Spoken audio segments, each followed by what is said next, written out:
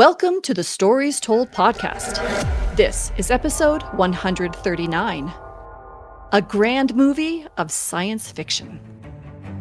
This is the Stories Told podcast. Two authors talking about stories in movies, TV, and of course, books. I'm Michael Grayford. I write action-adventure stories in fantasy and sci-fi worlds, sometimes for younger readers and sometimes for adults. And I try to always inject at least a little bit of humor. And I am author E.W. Barnes, and I write action-adventure, time travel novels, and space opera science fiction. Thousands of years, thousands of worlds. But be forewarned, beyond here, there will be spoilers. Are you ready for the adventure? Let's begin. Welcome back to the Stories Told podcast. I'm author E.W. Barnes, and with me is author Michael Grayford. And today we're talking about the story told in the 1956 movie, Forbidden Planet. How you doing today, Mike? I am cold. I'm sorry. Chilly over here, but yeah, it's chilly here too, and snowing. Yeah, at least it stopped raining where I'm at. So for today, good. we have no rain, so that's good. Good. But otherwise, I'm doing fine. How are you? I'm doing well, thank you. And what's new in your writing world? New in writing world, still, off to a slow start. I think we talked about this before, maybe for the previous book, hopefully not for this same book. But I'm at the stage where I'm getting back into things and combining notes. Like I have notes in OneNote, Microsoft's OneNote. I have notes that are emails I've sent to myself. So I kind of email myself ideas. And then at some point I go through those and I see, okay, if there's something that I think is, good and worth saving actually, then I'll copy it into OneNote typically. And then I also have notes from when I was writing the previous books in my sort of story Bible for the series, or the Tales of Zara. So I'm kind of going through those and weeding and pruning and seeing if, new ideas will pop out. But it's a lot slower than you would think. It's like, oh yeah, you just combine your notes. But it's like digging them up and then thinking about them and then seeing if I have contradictory ideas in there and deciding which way I want to go. It takes longer than I think it should. I need someone to just go through and maybe just randomly do, okay, good, no good, good, no good. But that's not how it goes. So I'm just getting back into things, which is, it's good. It's sort of getting my mindset back into that world. So early stages, but at least it's moving. That's awesome. And did I hear you say that you use OneNote to organize your materials? Yeah, I use OneNote, not so much to organize, as just I'll put ideas in there for each of my books. So sort of like an electronic notebook. Yeah, exactly. What do you use to organize your materials? Is it paper and pencil? And what do you do to get it all together? Ultimately, I'll store it in OneNote, and then I have a process that I go through in writing when I'm actually getting to the story itself. I have different outline phases I go through, and so that becomes the organization, and I do that in Word typically. I'll kind of outline, flesh out more and more of the outline in Word, and also Excel, just to throw another application into the mix. Once I get to I outline each scene. So Excel is where I'll put all of my scenes in, the story beats I want to hit, the changes, who the POV is in the scene, like who the main, the point of view character that we're following in that scene. And then, either a sentence or a paragraph about what happens in that scene. That'll be in Excel, just because I can break them all out, move the scenes around if I want to, put other information about the scene. That's sort of technical stuff from a writing perspective. And then from that Excel doc, it pretty much goes into Scrivener where I write. So I write in Scrivener as I'm, referencing stuff from the Excel doc. Okay. That's my long, tedious process. I bet there's a lot of processing and thinking as you move from one software to another. Yeah, that's the thing. Each time you look at something, right? It's like it forces you to think again. And each step is of value to the way that you're thinking. Yeah, and obviously some writers just, open up Word and start writing. I'm very much not that way. I use Notion for a lot of my organization. I didn't used to. I used to be a very sort of paper and pen, and I still have 3-ring binders that I keep a lot of my materials in. But I have started to lean towards Notion because Notion enables me to create sort of layered. Sometimes I think in like an outline form, right? I'll have a main idea and then I have sub ideas, and Notion allows me to organize that way. Yeah, so I that's smart. Put stuff into pages and then dig down when I need to. And I like it. Plus, it allows me to be a little bit sort of creative visually, so I can have colors and images and sort of have that engaging piece of it too. And I'm really enjoying it. But the thing that I was thinking about when you were talking about using Word and using Excel is that Notion is, of course, hosted on a separate platform, right? And if that platform were to crash, I would lose all that organization, which reminded me I probably should do a download to save it. I think it's a good idea to do that every once in a while anyway. I agree. I have been working on The Adventures of the Empyrean Guard. As I mentioned in our last podcast, my editing of Apsis is complete. My editing of Ecliptic is now complete, and I'm halfway through the editing of Meridian. Now, Meridian is, by word count, finished.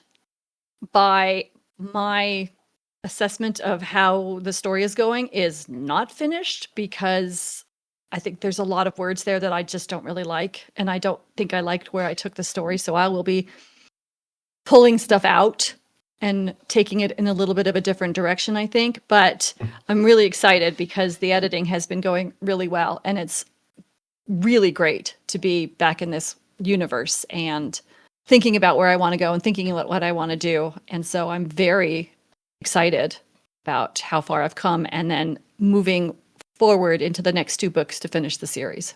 Yeah, that's nice. It's so good to make progress, isn't it? It's so good to make progress. Though I will say, when I went back to do all of the editing, I'm editing even like the metadata, right? At the very beginning of the book, I'm editing the copyright and table of contents and all of that kind of stuff. And it's embarrassing how long it's been since I started this story. Yeah, every story takes its own time, Don't worry about it. It's been almost 4 years. This is just like, oh my goodness, what is going on here? So yeah, I'm going to be so excited to finish this because it's time. This story needs to be finished and needs to go out in the world. Oh, sounds like you're getting close. So it'll be exciting this year, right? That's it. I'm hoping that if I can stay focused and get the next 2 books done, I'm kind of hoping maybe, I don't want to jinx myself by saying this, but maybe by the summer I can start releasing these books. I want to release them one after the other. And I know, there's this for people who are non-writers and people who are not indie writers who kind of are aware of sort of the business decisions that an indie writer makes about publishing. There used to be a phenomena where if you were to rapidly release your books on Amazon, then the Amazon algorithm would pick that up and help promote your books. And, the rapid release would help keep that momentum going. But Amazon has switched up its algorithm in the last year or so. And so rapid release doesn't really work that well anymore. But I'm still planning on doing that. That was my original plan when I started to write this. And so I think I'm still going to do that, is rapid release it. Yeah. Well, I think that's nice for the readers too. So they finish one and the next one's going to be ready soon. Okay, good.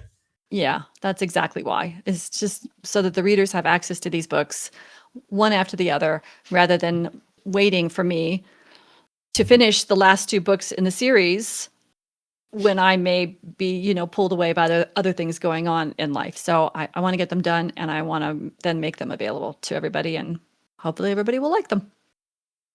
Have you encountered any interesting stories in books, movies, or television? Still reading the Scythe series. I'm on the 3rd book, which I think the 3rd book is the final book. Okay. I think there might be like a short story or novella somewhere in there, but I think this is the final book of the trilogy. So that's what I'm doing. I'm on that book and still enjoying it.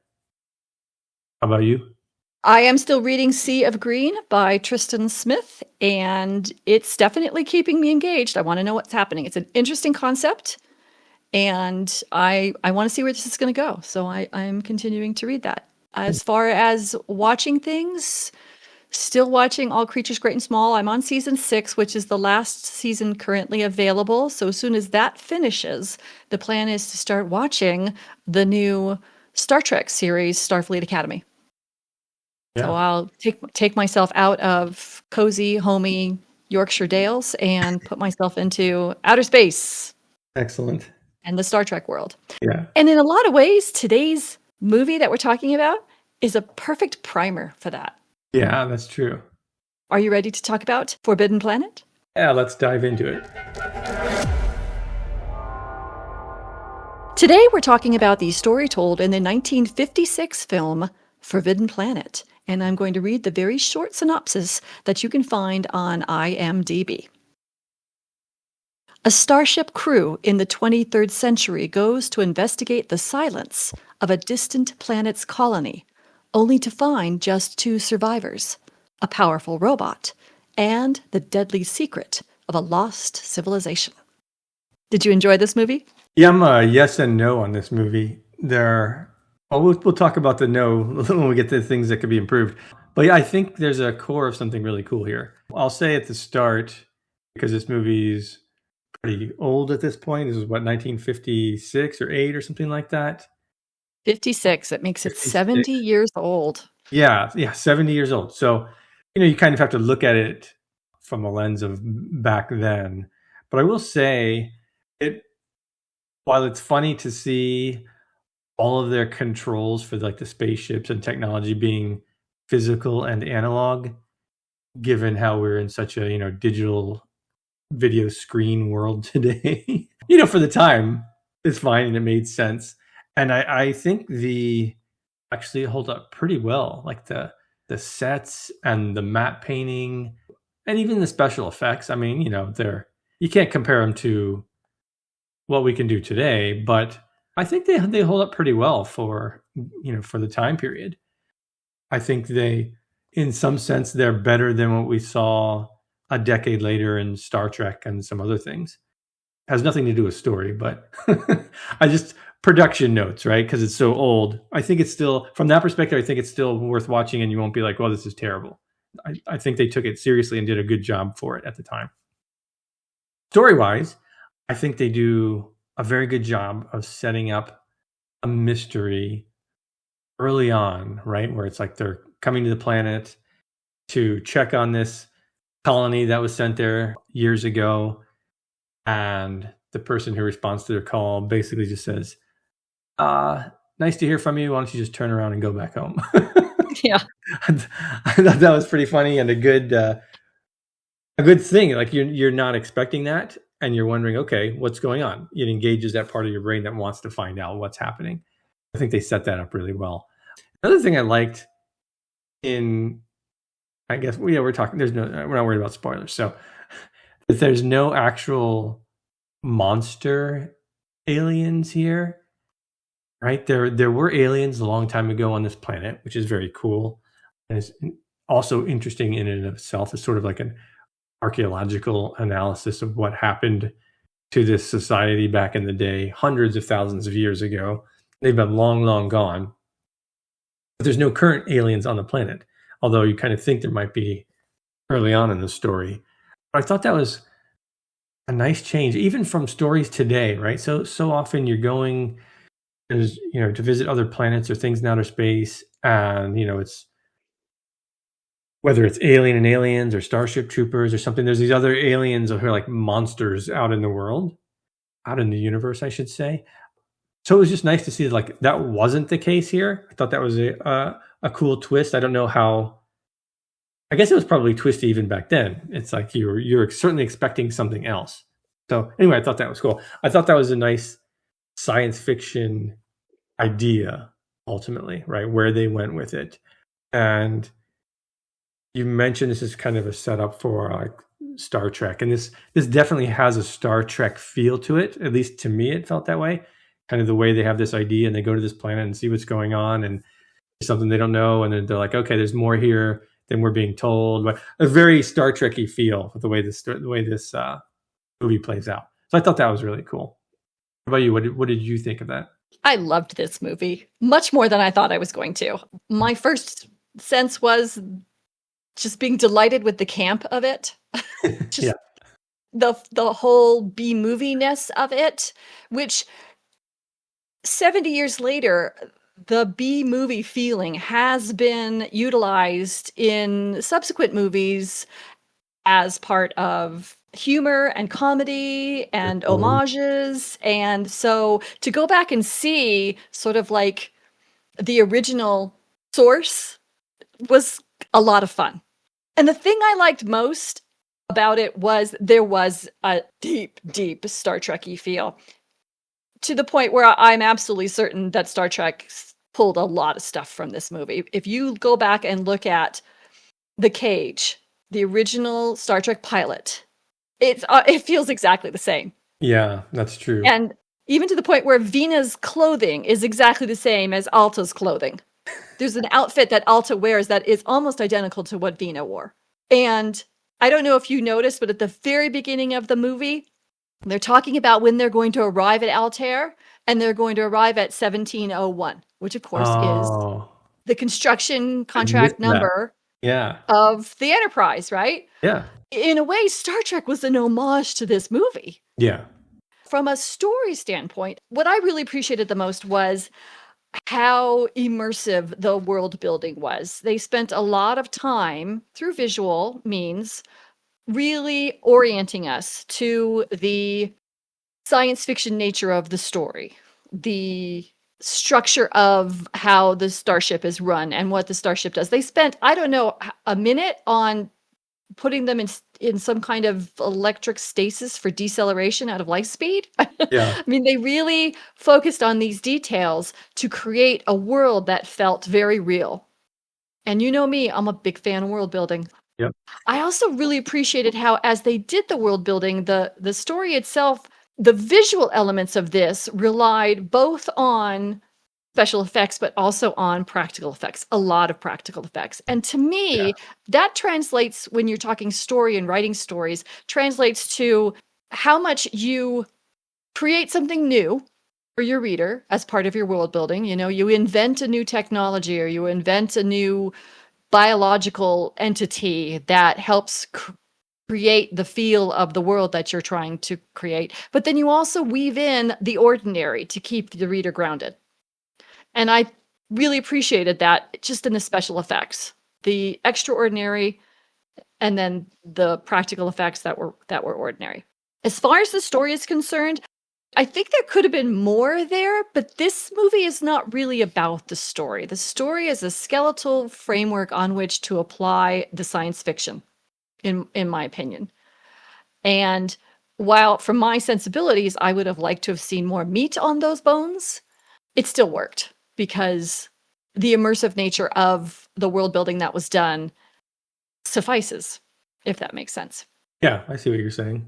Yeah. And I agree with you. I think this is definitely science fiction idea story. Yeah. More than like, huge plot driven kind of thing. I don't know if you had a chance to look at the trailer. So if you get a chance, go look at the trailer for this movie, because not only was this clearly an inspiration for Star Trek, but the trailer includes a yellow words on black background scroll. Interesting. Yeah. I think Gene Roddenberry was not the only one inspired. I think George Lucas was inspired as well. Yeah. It seems like this is a source for a lot of inspiration for 60s and 70s sci-fi, I think. And maybe that was common in B movies to have a yellow word on black, black background scroll. I don't know, because I'm certainly not aficionado, though I think I might like to bring some more B movies into my life, because this was so much fun. I wonder if this is considered a B movie for the time, though. It seems like this movie probably had a pretty decent budget for the time that it was in. Like the production values seemed like they would be top notch at the time. Yeah, maybe so. So this is what we liked about this story. What do you think we might have changed as writers, knowing that we're looking at this through 70 years of storytelling? Yeah, I mean, some of the stuff certainly some of the things with the woman, Altair, however you say her name. I think Alta was her shorthand, right, for Altera. Some of the stuff there, like somebody commented about, I forget, like the way that she was, I don't know, like the way that they did the romance was, it felt a bit awkward and forced and almost one-sided in a way. And it felt of the 50s, let's say. Yeah. And it didn't feel like it flowed naturally the way people would interact. I think that wasn't handled particularly well. And then there was stuff like, one of the comments was, "That's a housewife's dream." Like I don't remember if it was like a robot making things or cleaning things or something like that. It's very of the time as well. For me, the biggest issue I had with it, and something that I would work on, is the plot. I was like 40 minutes in and I was like waiting for the plot and like wondering where this story was going. Because like you said, a lot of it's world building and setup. I wanted it to move much more quickly. Yeah. And then there was the whole thing with like the chef and making bourbon that just, yeah, it's just a side story that had nothing to do with anything. It really had no effect on anything. I don't understand why that was there. And it made it to me, it made this movie feel like a stretched out Star Trek episode. This was definitely one episode of Star Trek that was made an hour and a half or an hour 40 minutes, whatever the runtime was.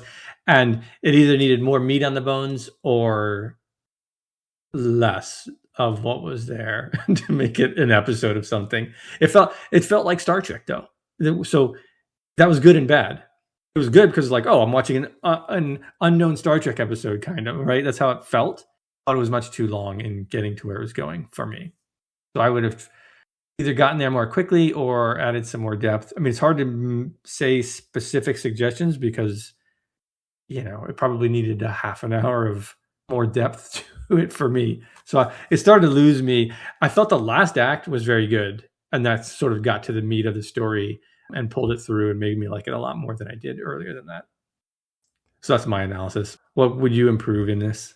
I agree 100%. Like I said, I would have liked more meat on the bones of this plot. Yeah. And I think they could have pulled it together a little bit more tightly if we had gotten a little bit more character development, especially from our intrepid explorers. We don't really know anything about the captain or the doctor or the science officer. Doesn't that sound familiar?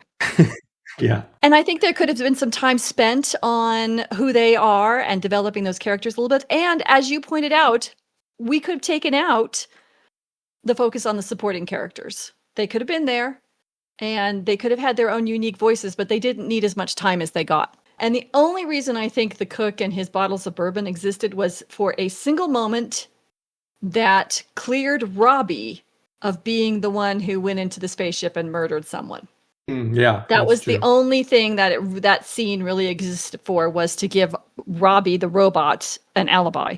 And I think there could have been a way to write that such that Robbie would have had an alibi without incorporating the chef and his bottles of bourbon into the story. I agree with you on that. I think definitely tighten that up, focus more on these characters. We could have spent more time at the very beginning getting some organic exposition about how long they'd been traveling in space and how they'd been coping and how they missed, female companionship, thereby making Alta's appearance even more impactful.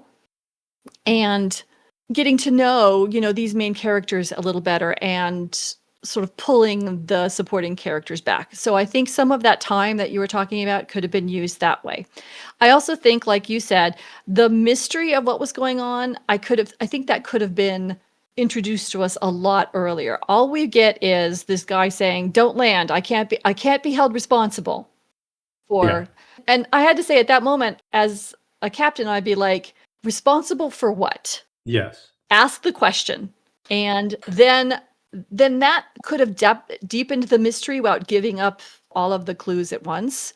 But it also would have shown us that, the captain is making a decision knowing that he could be taking his people into a dangerous situation. And then there could have been a little bit of wrangling with that as people started dying on his crew. A little bit of guilt, etc. So I think there was opportunities there for some more connection with these characters on an emotional level. Again, we talked about this. I think you put it perfectly. This is a science fiction action story with a plot to just keep it moving. Yeah. But that was my first thought too, when he said, "Oh, you should turn around and go back." As the captain, I would have been, wondering, what is he talking about, and asked, "Can you elaborate on that? Like, what sort of threat are we facing here?" And he just, "Oh, well, we're coming down anyway." That seemed odd. Yeah.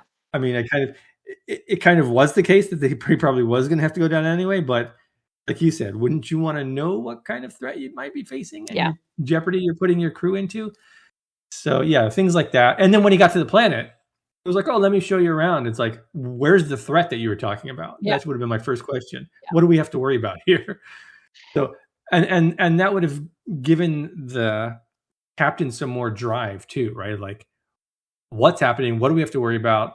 As opposed to, let's listen to this guy, talk about his history and, losing his wife and all. Like, I would have seen it. It would have added a little bit more impetus to the story, I think. Yeah. Added a little bit tension versus just kind of casually discussing things.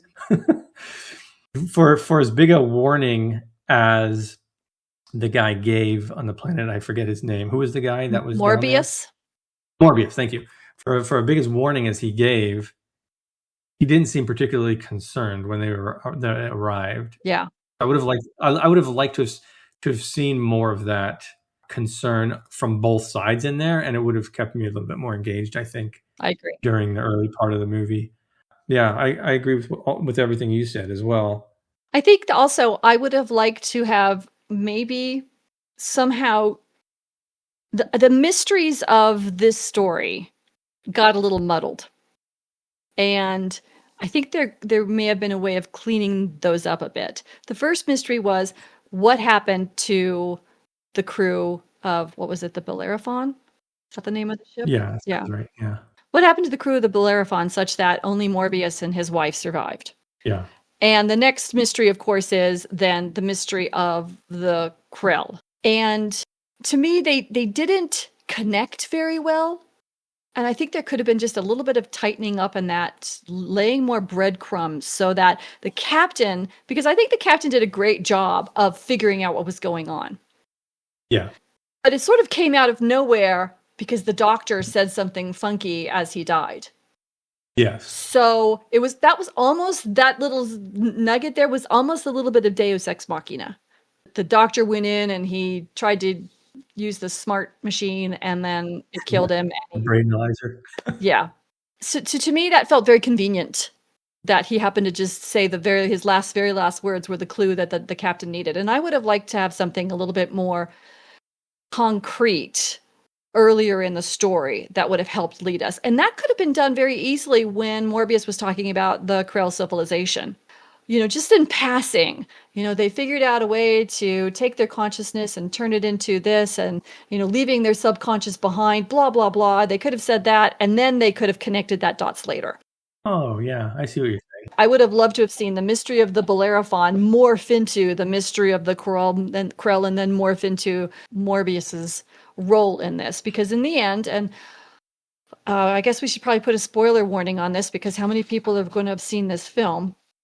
In the end, we realize that Morbius is unconsciously causing the deaths, and because of his use of, what was it called again? The brainalyzer? That's what I called it. I like that. We're going to call it the brainalyzer. Anyway, his use of the brainalyzer accidentally caused the monster that caused all this destruction. And so I think a really clean line of breadcrumbs that we could follow as the viewers and the captain could follow, that would lead from the deaths of the Bellerophon crew to the mystery of the Krell to, Morbius's role, just a little bit more laid out there would have really elevated this story quite a bit. Yeah, I agree with all that, because I think it's a good idea. Like, the concept behind it, I think it's a good sci-fi idea. Yeah. And I think it makes for a compelling final act. But you're right, if they had led us there a little bit more rather than keeping so much of it a mystery, I think it would have been better. Yeah. I did like the epic scale of things when they go and see like the technology that was there in the the tunnel, and it's just like, oh yeah, it goes like 20 miles that way. And it was just like huge scale. It was very cool. And from that standpoint too, I would have liked for there to have been some connective tissue, just some dialogue in why Morbius chose to activate the self-destruct. Something along the lines of this equipment is too dangerous for the brains of a human, which is essentially what they were trying to say. But I think saying that out loud and saying no one can be allowed to use this equipment again, the brainalyzer again, because they're just going to, until we are able to control our subconscious, the same thing is just going to happen. And then justify the destruction of, millions of years of a culture's, what the culture left behind that was of such value. I mean, these are priceless cultural artifacts that they sort of just, let's blow the planet up. Right. It would have been nice to have a little bit of dialogue to justify how important this was. It was implied, but I would have liked to have heard it. Yeah, the ending felt like a Star Trek ending a bit too. It's like, okay, here's the conclusion, and we're out. It was like, it had that, okay, we wrapped everything up in the last 2 minutes, the end. That's where Star Trek got it from. Star Trek got everything from this one movie. That's so funny. So did you pull any themes from Forbidden Planet? Yeah, I mean, I think there's the theme that he kind of talks about at the end about playing God. I think part of it is you have to always remember that you can't know or control everything, which is sort of what led to the downfall of this race, apparently.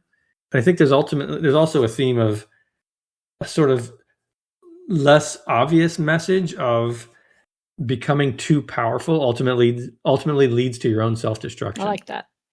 I pulled something a little bit different, though I'm not sure I like it now that I've heard yours. And that was because there was such an emphasis on the brainalyzer and growing more intelligent and to be able to understand what the Krill left behind. I pulled the theme, intelligence is meaningless without self-awareness. Oh, that's a good one too. Do you think it stands up? Because I think so. Are you able to be self-aware of your subconscious? Yeah, I think so, yeah. I think you can be at least aware of, like, maybe not in control of it, but aware that you're not in control of it. Yeah, there you go. Part of it. Yeah. Okay, good. Thank you. As a writer, is there anything that you take away from Forbidden Planet? There's a lot here, I think, from, we talked about its influence on all these other stories to come. I think those are more obvious.